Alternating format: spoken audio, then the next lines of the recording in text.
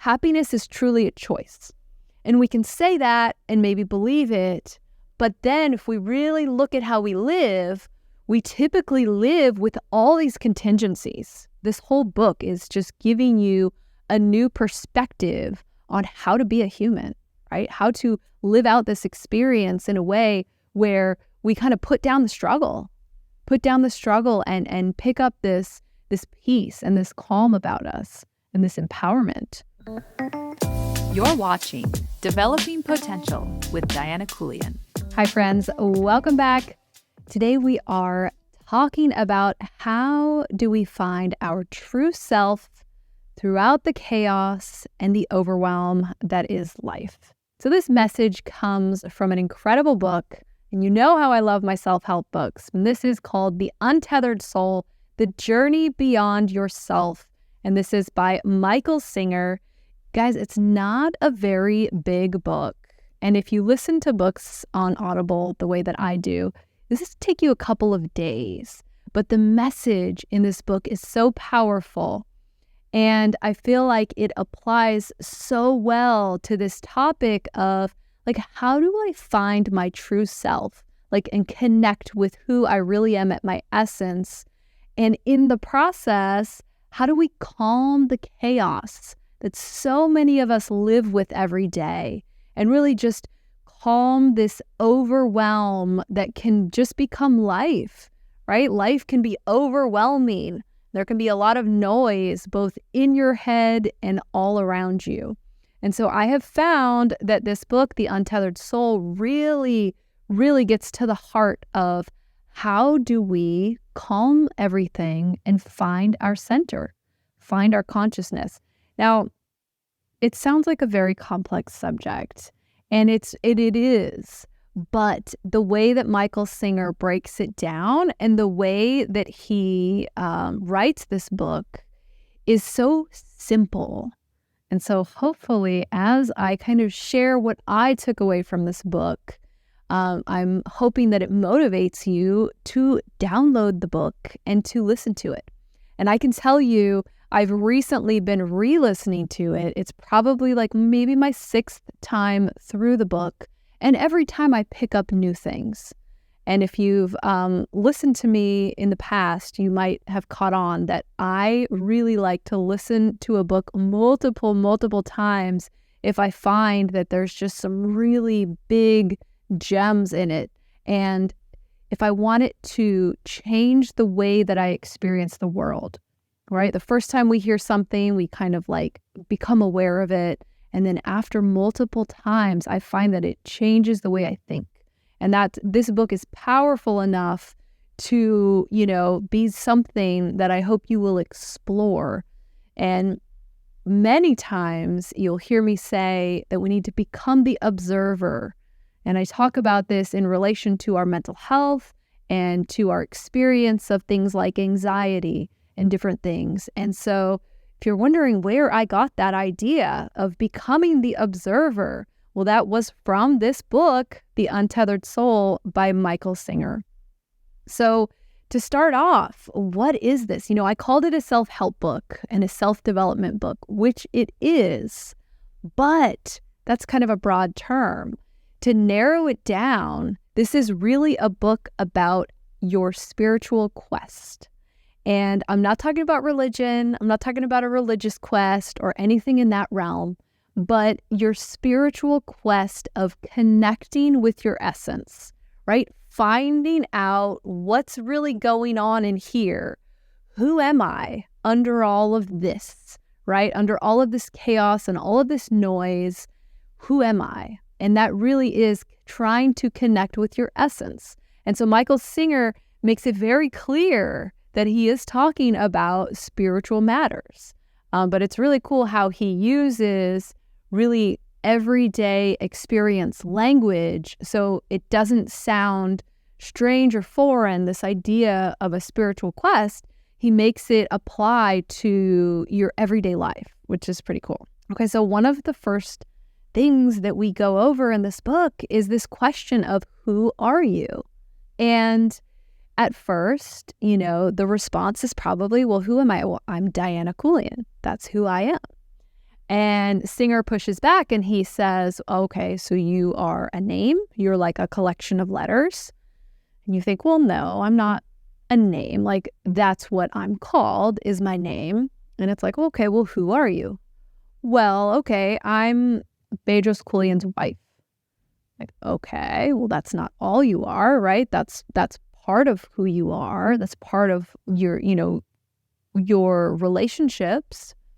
I'm like, okay, well, I'm Andrew and Chloe's mom. I'm a beginning therapist. I'm an author. Like, okay, these are all parts of your life, but like, who are you? And you can dig a little bit deeper. Like, well, okay, I was born in Washington State in the 1980s, and I went to high school, and then I moved to California to go to college. And you can kind of progress through your life and tell your life story, thinking like, I'm telling you who I am. But really, those are just things that I've done, places that I've gone, maybe things that I've accomplished. That's not who I am. So he keeps coming back to this question of, who are you? And ultimately, the answer that we're given is, we are the one who notices. Throughout your life, if you look in the mirror when you're 12 and you look in the mirror when you're 40, you're going to see a human that looks very different. But the one who's noticing, the one who's seeing is the same. And so what we're really referring to is consciousness. And this idea that, who are you? Who's your true self? Well, your true self is the consciousness inside of you that notices, right? As you're living your life, as there's all this noise and chaos and all of these things that are happening, you are the consciousness that notices.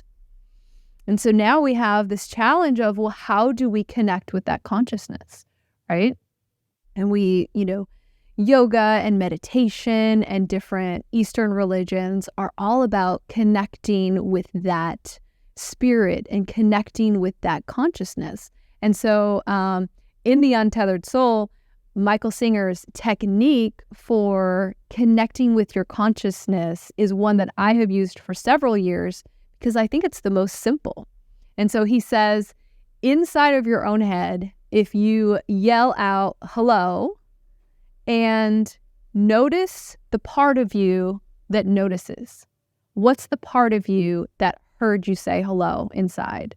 And there you grab onto that, and that is consciousness.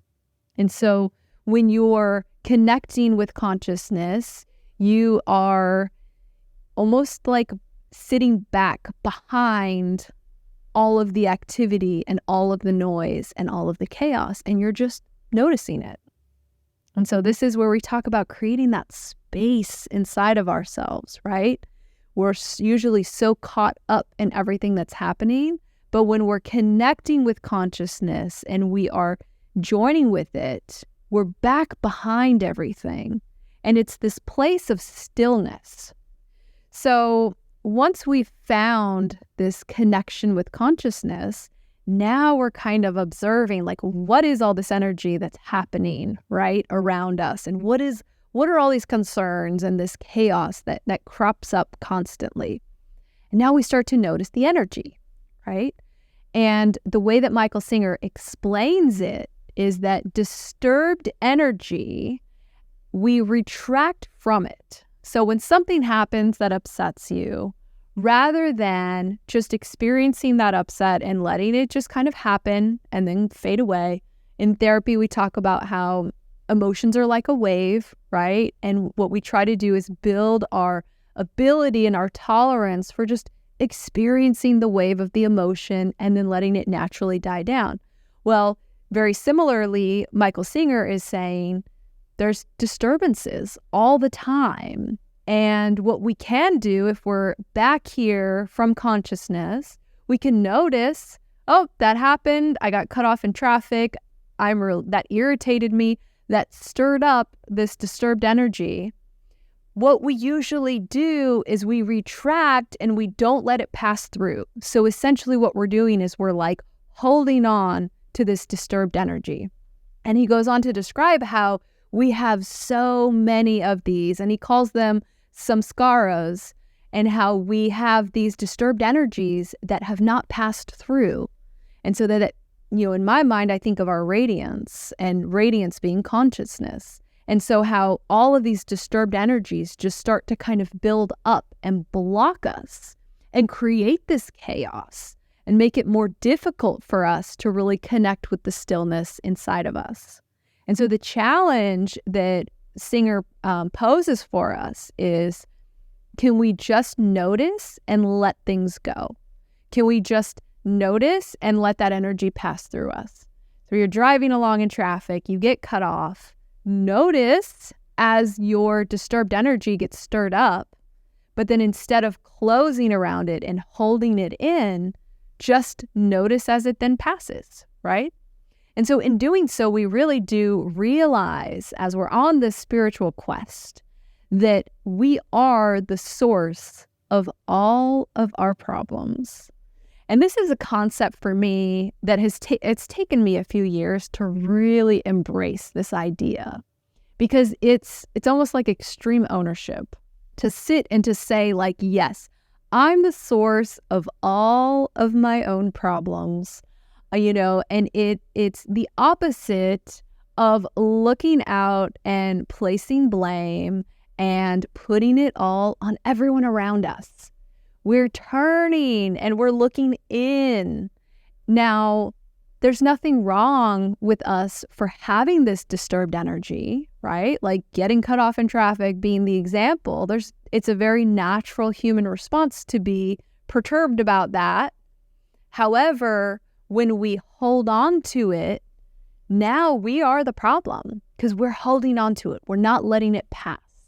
And so as these build up, we have more and more problems, and we talk about putting on those negativity glasses. Well, imagine just if you're holding on to negative energy.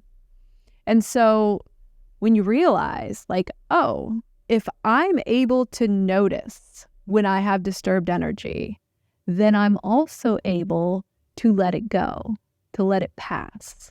And then in doing so, we can get to a place where that's what we do. We are the observer. We notice it, but we're not holding on to it and allowing it to become a problem for us.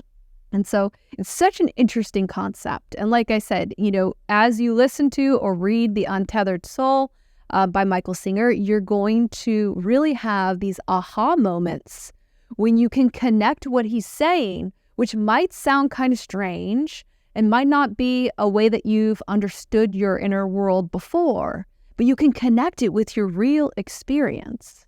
And then as you start to try out some of this in the real world, right, as you feel, okay, I'm getting kind of disturbed about something, and then actively just letting it pass through you and building this muscle of letting these things go, then you quickly start to see, like, oh, wow, like I was the source of all these problems. My inability to let things go and let things pass through me was my problem. And so there's so much power when you can take ownership of the problem, then you can become the solution. That's why I find this book to be so empowering, because it puts all of the control in your mind, right? Like where I focus my attention. If I focus my attention on the seat of consciousness and I focus my attention on just letting these disturbed energies go, life gets better, right? I'm connected to my true self. I've calmed the chaos and there is no more overwhelm. It's a choice. And that's super empowering. So which brings us to the next point, which is happiness is a choice. And so after we learn this about consciousness, learn this about our decision to let go or hold on to these perturbed energies, then we come to this realization, and it's towards the end of the book, of happiness is truly a choice. And we can say that and maybe believe it, but then if we really look at how we live, we typically live with all these contingencies, right? I'm happy if X, Y, and Z happens. I'm happy, but if this happens, I'm no longer happy, right? And there's so many, the bar for like what we allow to take away our happiness can be so low. It can be as low as the weather, right? Oh, if it was a sunny day, I'd be happy. Or any number of things we allow ourselves to turn away from happiness. And so taking this ownership, right? Taking full accountability for your own happiness and not putting any contingencies on it. Like I said, it's such an empowering place to be and a perspective to take. You know, this whole book is just giving you a new perspective on how to be a human, right? How to live out this experience in a way where we kind of put down the struggle and pick up this peace and this calm about us and this empowerment. And the book really ends with a call to finding balance. And this one hits kind of close to home for me because I am a woman of many extremes. And that has been my pattern throughout life, to do things to the extreme. And, you know, to really live a centered spiritual life where we are in the seat of consciousness and we are letting these perturbed energy goes. We're choosing happiness without contingencies. This is a life of balance, and knowing what the correct balance is for ourselves as we calm the noise and as we clear the chaos out, connecting with healthy balance in every part of our life. If you look at most of our problems in life are related to not having the correct balance. So I hope that this, you know, just me sharing about my takeaways from The Untethered Soul, The Journey Beyond Yourself by Michael Singer. I hope this has really kind of piqued your interest. And like I said, it is a very quick and easy read, but the implications are so deep, you might find yourself needing to listen or to read it multiple times just to allow these concepts to really, really take root and allow you to live in a new way. Because as we know, you know, most modern humans are really living in a state of fight or flight and chaos and overwhelm. And it's the opposite of happiness, and it's the opposite of peace. And so for Michael Singer to have just so eloquently and simply presented another option for us, it's a beautiful thing. So I hope you will check out his book, The Untethered Soul. I hope you enjoyed this message. Please like, subscribe, drop a comment. Let me know, have you read this book? Does this interest you? And I appreciate you watching, and I will be back next week with another message. Thanks for watching Developing Potential with Diana Keuilian.